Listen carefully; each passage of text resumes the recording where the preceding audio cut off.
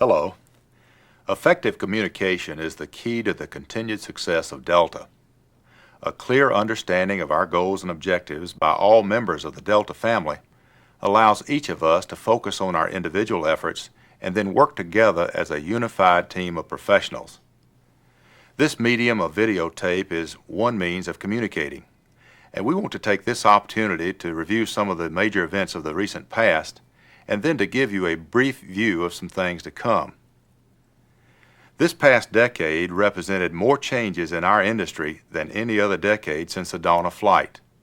As it began, our industry was just evolving from a tightly regulated environment to a deregulated one, encouraging competition and creating a need for much closer attention to cost controls, scheduling practices, fare levels, and most importantly, service to our customers. We witnessed the unrest resulting from an illegal controller strike, major fare wars, new airlines coming and going, and the bankruptcy of long-established airlines. As the decade ended, we experienced the uncertainty created by the LBO, or leveraged buyout activity, throughout our nation. Our industry was not immune, as airline after airline was cited as a possible target. Delta was mentioned on several occasions as a possible candidate for an LBO, and this certainly was of great concern to all members of the Delta family and to our board of directors. We took some very important steps to help ensure the continued independence and strength of Delta. One was the employee stock ownership plan. It gives the Delta people a major stake in our future by being part owners of our company. Another step was the establishment of two important business relationships, one with Swissair and one with Singapore Airlines. Cross investments were made between Delta and these carriers. By this action, we affiliated ourselves with two of the very top airlines in the world. We also worked out joint marketing programs with both carriers. While these moves do not make us takeover proof, they do go a long way to help ensure that Delta remains strong and independent.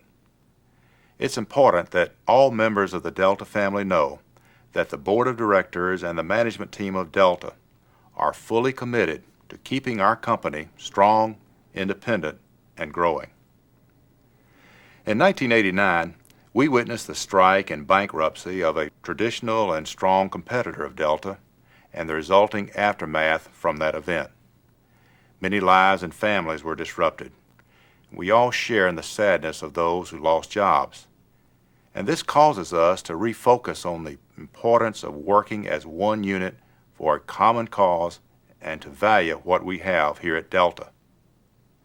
Another area which received much attention in 1989 is our computer reservation system for travel agents. We've been very committed to strengthening and expanding our Datus 2 system. It's a vital part of our operation. During this year, we announced a planned merger of Datus 2 with the American Airlines Sabre system, but it wasn't to be. Unfortunately, the Justice Department was concerned about the size of that partnership. Rather than challenge their concern in the courts, we felt it was in everyone's best interest to develop another partnership. We did that with TWA, Northwest, and the PAR system. Now we're moving ahead with that giant step, which will provide a major international sales and distribution network to support our continued growth. We also took some very important steps internationally in 1989. We added Hamburg, West Germany as a new Delta international city. We extended our service from Frankfurt into our Cincinnati hub. And at the end of the year, we added a new destination in the Pacific as we inaugurated service to Bangkok, Thailand. Late in the year, we placed a significant order for new airplanes, additional Boeing 737-300 aircraft, and the new MD-90. The MD-90 is a derivative of our MD-88 aircraft using a highly fuel-efficient engine, the V2500. This order, up to 260 aircraft, allows Delta to continue to grow into the 90s and maintain our position as an airline with a very modern and fuel-efficient fleet. It also positions us to achieve an all-Stage 3 noise-efficient fleet by the end of this decade.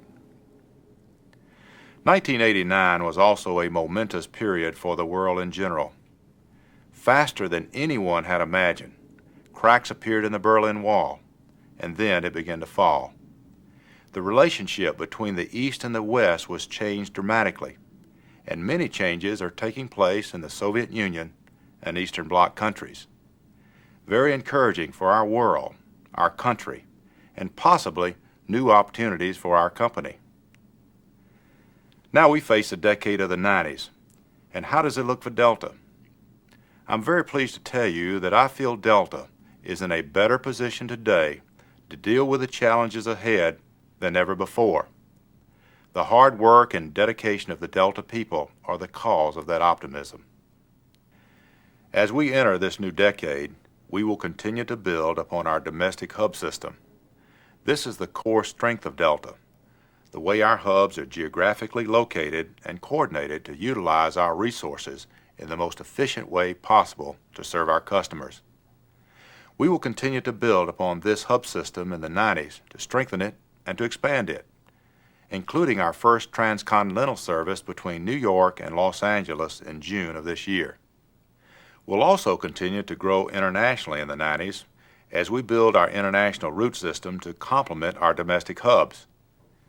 We have an excellent aircraft fleet for this expansion. Our current fleet plan provides for domestic and international growth, and it also provides flexibility so that we can adjust to growth needs or even recessions that may come our way during the years ahead. We will also continue to develop facilities that will serve our present and future needs. Facilities designed to provide the ultimate in service and convenience to our customers. A key ingredient of Delta's strength is our conservative financial posture. It's a mistake for any company, and particularly an airline, to get itself overly committed with too much debt. The management of that debt then becomes the primary focus rather than the true core of our business, which is serving the customer. We must maintain a conservative financial position in the coming years. We must work very hard to keep our costs in line. If we lose that financial edge, we will be weakened as a company, and the security and opportunities that we know as members of the Delta family will be no longer. So you will hear a lot in the 90s about cost control, about doing the job as efficiently as possible. Many carriers which started the decade of the 80s as strong, viable airlines are no longer in existence in 1990. Why? Well, there are, of course, many reasons. The most common, however, is simply the inability to control their cost and to produce a reasonable profit. As we reflect back on the 80s and look ahead to the 90s, our success as a company is based on the commitment of the Delta team to some very basic but very true principles. And the most important is the commitment to dependable, courteous, and caring service to our customers. Your commitment to service is illustrated day in and day out in many ways.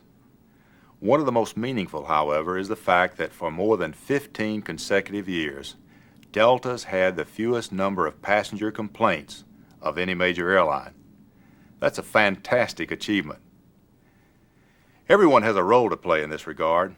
No one can sit back and say, "That's not my job," or "That's not something that I need to be concerned about."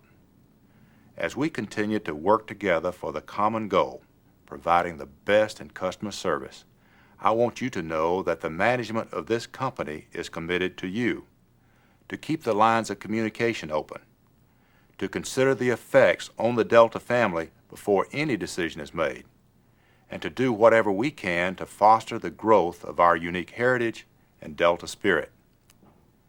Externally, we've been referred to as a quietly aggressive airline because we don't beat our drums about something we may or may not do.